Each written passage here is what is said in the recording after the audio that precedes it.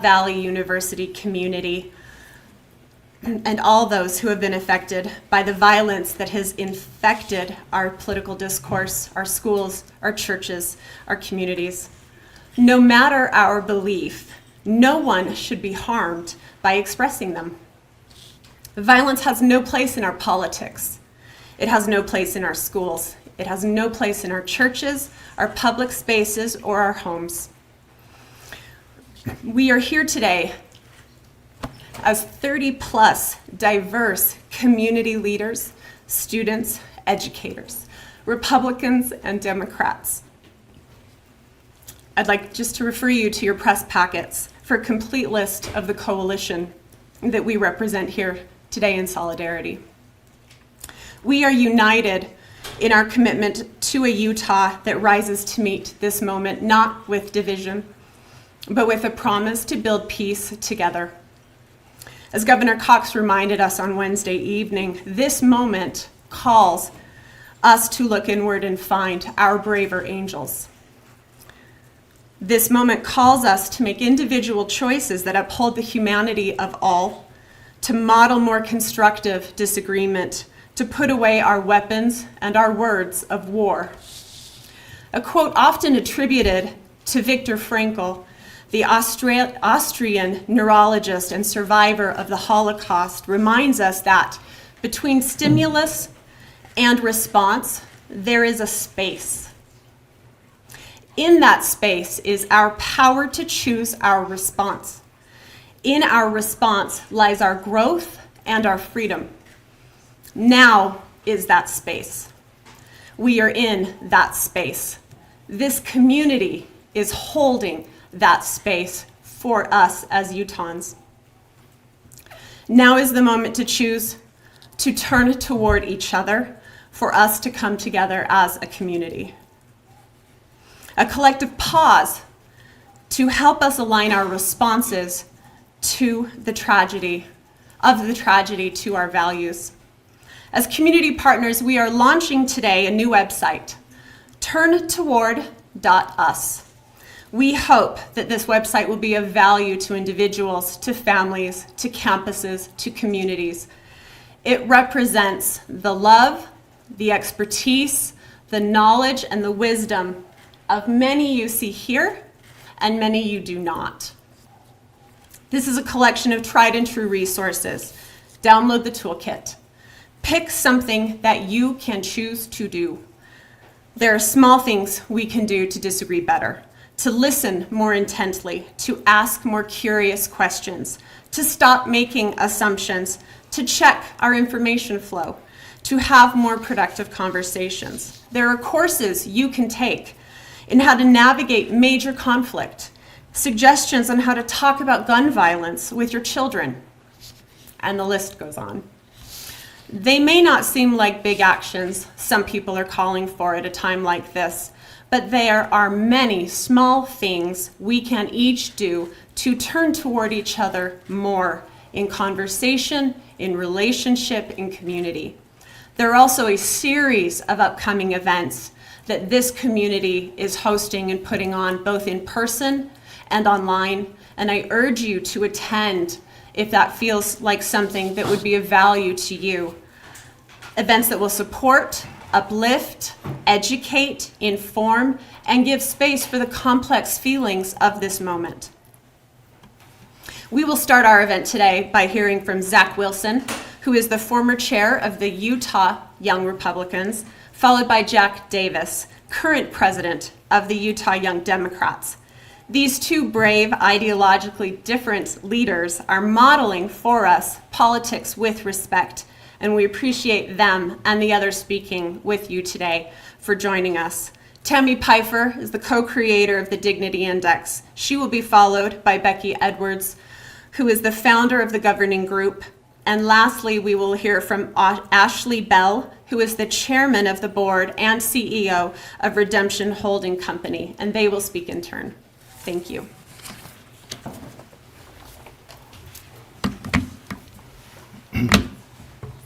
Good afternoon, ladies and gentlemen. The last few days have been painful and numbing. Today, Americans are feeling a certain kind of heartbreak. By the age of 31, Charlie Kirk had climbed to the top of the political and media world and was a leader to millions of people. More importantly, he was a husband and a father. You may disagree with his beliefs, but he was generally kind to those with whom he spoke.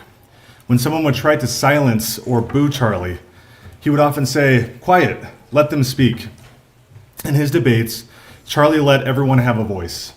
Sadly, 2 days ago, in our backyard, his voice was taken away. Think of the young people scared and unsure about their future across America right now. Peaceful campus vigils are breaking out everywhere. I can see why. As a direct result of Charlie's efforts, Gen Z has been brought into the political process. To honor Charlie Kirk, we must honor what he stood for: the freedom of speech and the freedom to peacefully assemble. If the public square can no longer host the kind of great debates once held by Lincoln and Douglas, then we have lost sight of who we are. And in the coming weeks and months, we need to move beyond the platitudes and figure out what's going on, what's the root cause of what killed Charlie. Our country is an inspiring and beautiful place, one that has survived a civil war, one that in the 1960s survived rioting, unrest, and the assassinations of John F. Kennedy, Martin Luther King, and Robert F. Kennedy. We can and we will overcome this. My solution is to reach out more, to see all as children of God, each endowed by their Creator with certain unalienable rights. As my first step, Jack and I will be getting lunch together in the next couple weeks. We went to the same school at the same time, even bumped into each other a couple times along the way. I know we have different political views, but I look forward to creating a friendship. I encourage everyone to do the same, Democrats and Republicans, especially at this tough time.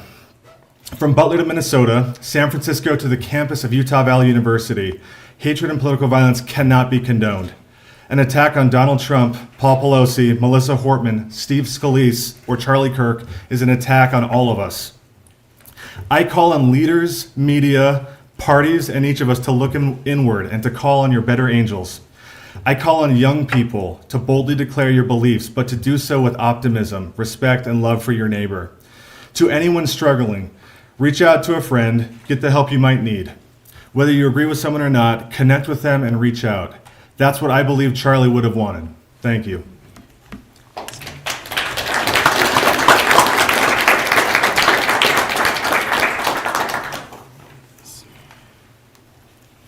Thank you so much, Zach, for that message and for your kind words. I want to start by just saying, on behalf of the Young Democrats of Utah, I want to extend our sincerest and most heartfelt condolences to Charlie Kirk's friends and family. I truly and honestly can't imagine the pain and heartbreak that accompanies a loss like this, and we really do wish his family all the strength in the world in the coming days and weeks. It's truly a tragedy. But it's because of that pain that Zach and I are both here today, and it's because of that pain that we are here at a unique event. Relatively unique because Zach and I are often on different pages with some things, maybe most things.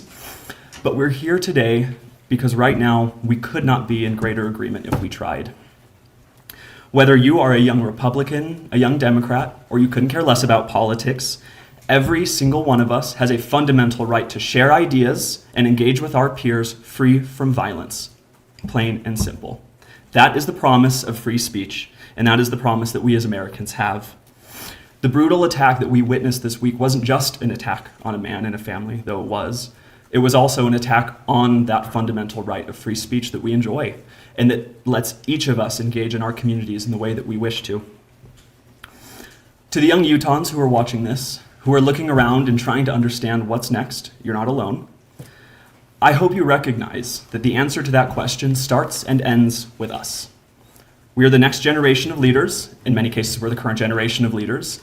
And the choice about what our politics will look like in the future is ours to make. That's our responsibility. And so the challenge that I would give to every young Utahn today is to make the personal promise in your heart that you will reject violence as a way to accomplish what you want, plain and simple. Political violence is a corrosive evil that we cannot allow in our state. It cannot take root here, because that is the destruction of the political system that we know and love. So I am excited to work with Zach. I'm excited to work with everyone in this room to see what we can do to bring our community together to defend that fundamental right. Thank you so much.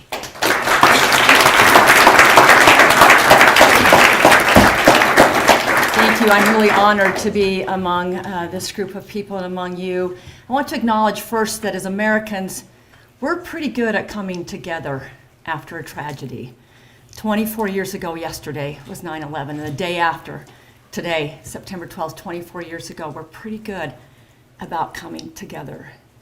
What I think we're not as good at is coming together to prevent these types of tragedies.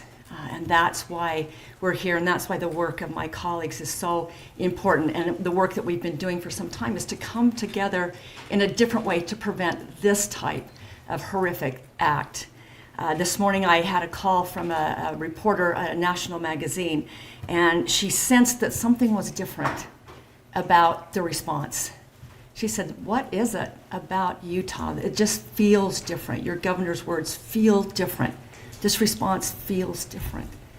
And in Utah, we've had a lot of opportunities to come together. Natural disasters, fires, and floods, and even COVID brought us together for a time.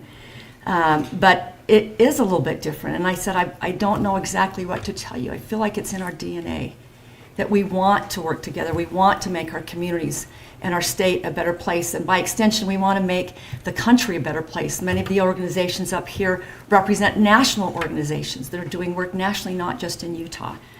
So I appreciate being in this group. My work is involved with the Dignity Index, which is a tool that we've created. Don't worry, I'm going to make you take a handout before you leave today.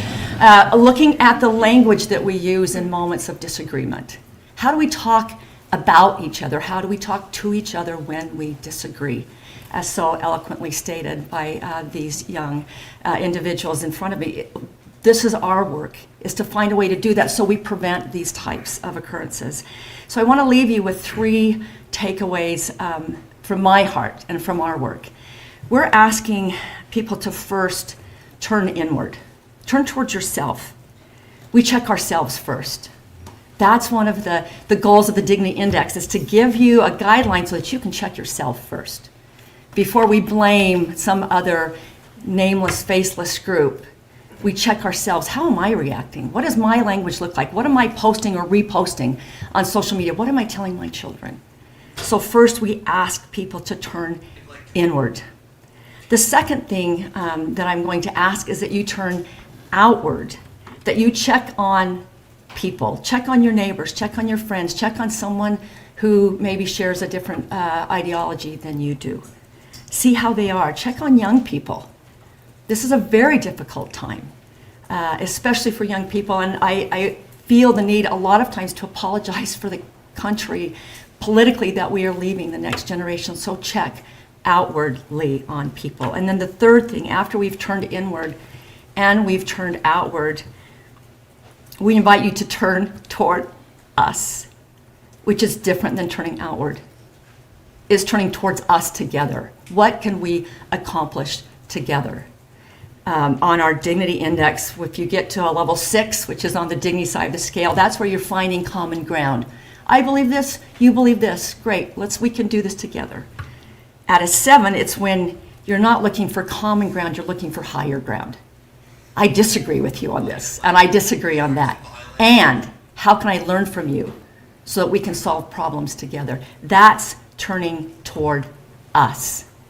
So thank you for being together. Together, we are building a different kind of community. Utah can lead the way and show what it can be like when we turn inward, when we turn outward, and when we turn toward us. Thank you.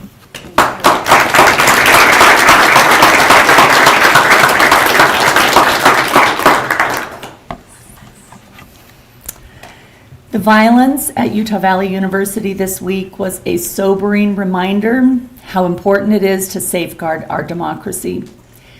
At their best, our democratic institutions protect the freedoms that define our country and define us: the freedom of expression, the right to peaceful debate, and the ability to disagree without fear. These institutions are not abstract. They are the rules, traditions, and safeguards that make it possible for neighbors with very different viewpoints to live, work, and thrive side by side. And when violence enters the picture, it threatens not just individuals, but the very fabric of our shared civic life. In this moment, we must reject retaliation and partisan blame. What our communities need and what Governor Cox has rightly called us to is leadership marked by dignity and restraint. That means reflecting before reacting, listening before speaking, and treating even our opponents with respect. Here in Utah, we have an example worth lifting up. Across party lines, leaders are showing that civil discourse is possible and that politics doesn't have to be toxic to be effective.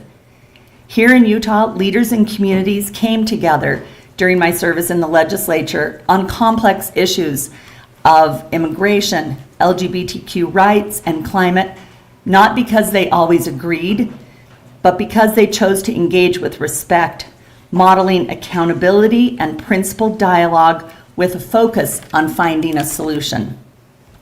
That spirit of civil discourse across party lines is something rare in our national climate, and Utah has the power to be a model of civility in action for our nation. In the aftermath of this week, then, the responsibility to move ahead with intention and purpose is now on all of us. Every respectful conversation at a town hall or around a dinner table is a step toward rebuilding trust in each other, our institutions, and our democracy. Coalitions like this that bring us together and bring diverse voices are where the best solutions begin.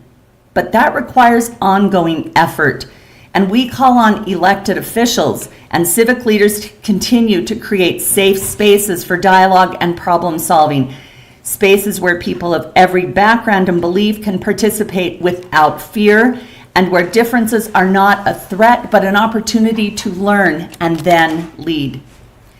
This is the vision and the foundation of the governing group. Our work supporting candidates across the state is focused on building bridges, fostering dignity in public life, and showing that a commitment to respect, community, and solutions is not weakness, but power. When we reflect before we act, we choose better and we govern better. And we open the doors for other people to step forward with hope instead of fear. In fact, these are the very qualities voters are hungry for. And when candidates have the tools to run strong campaigns with authenticity and dignity, without resorting to negativity, they succeed. The path forward includes creating a culture and support system where leaders and candidates can win by focusing on substance, respect, and listening. We need to find and support leaders at the local level who are modeling civility now, because they will become tomorrow's state and national leaders. And there's room for everyone in this work. Communities can reward leaders who choose collaboration over conflict. Citizens can insist that candidates win on ideas, not on outrage. And together, we can change the incentives and the very structure of politics in this state, and we can do it from the ground up. Let's reflect before we act. Let's lead with dignity, and let's show, starting here in Utah, that civility is not a weakness. It is the very strength that protects both our communities and our democracy.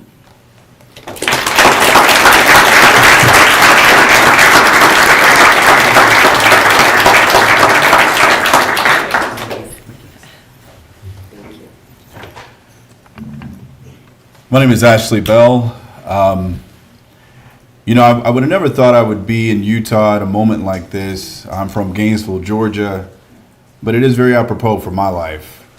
I started as a college kid getting involved in politics, and I was actually the national president of the College Democrats of America. And my first time ever meeting anybody from Utah was the president of the College Democrats of Utah. And it was a young guy named Aaron Thompson who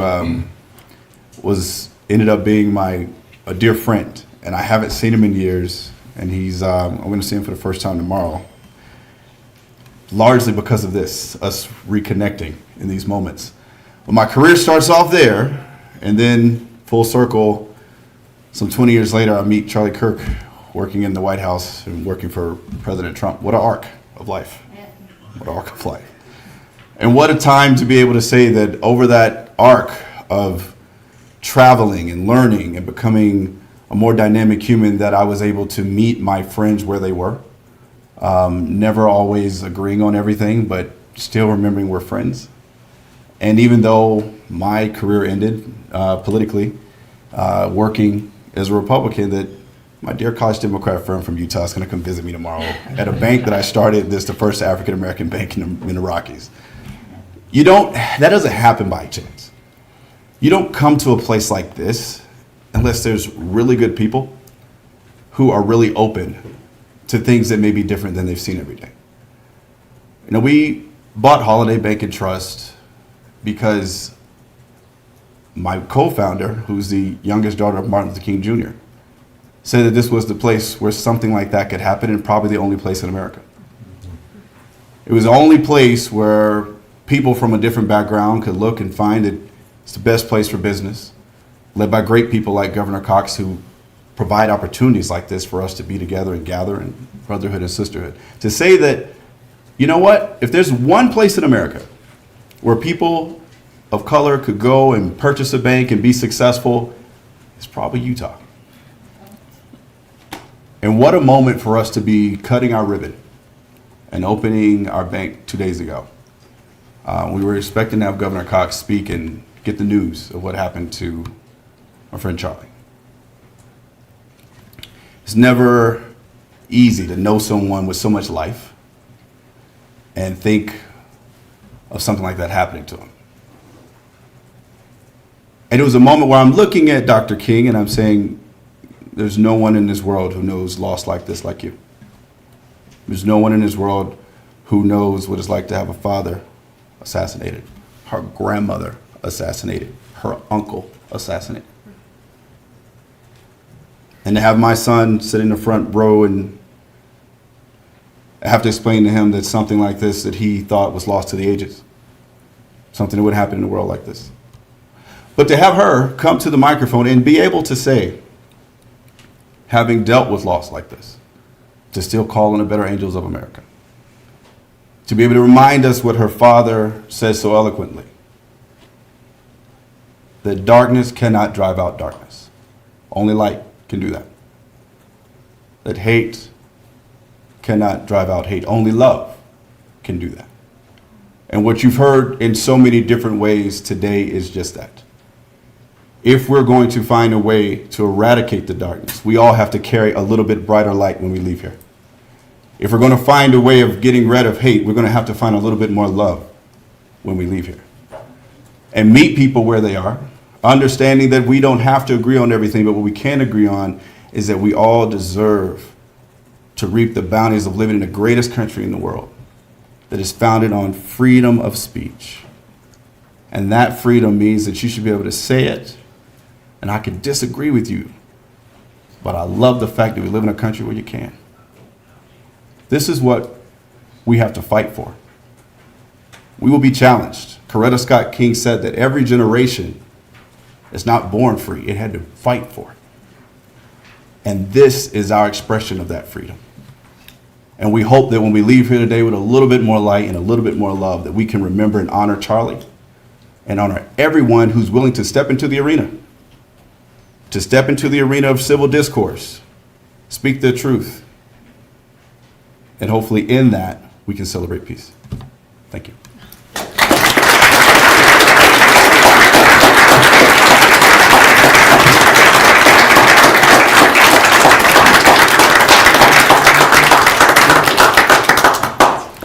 Thank you for your words, Zach and Jack, Tammy, Becky, Ashley. A special thanks to our partners here, these friends and dedicated individuals who are here to support our communities now, in this moment, and going forward. A special thank you to Emma Adams and the Mormon Women for Ethical Government. They have sponsored today's event, and they have sponsored the launch of the website turntoward.us. And we are grateful for their leadership and support of these efforts collectively. A final word We invite you to have the courage to become peacemakers that can learn to transform the conflicts that threaten our communities. We cannot run from these challenges, and we cannot afford to look the other way or wait for someone else to solve them. We need to spend more time and energy cultivating the openness of heart, the character, the will, and the skills of making peace, of having tough conversations productively, of disagreeing better. Our community needs each of us. Our families need each of us. Our country needs each of us to model a better way. And now in this space, in this moment, is our time to turn toward each other. Thank you.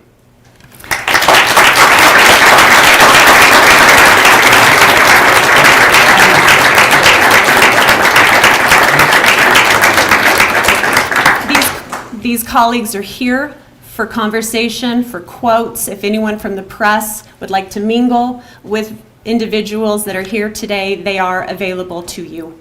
Thank you for coming.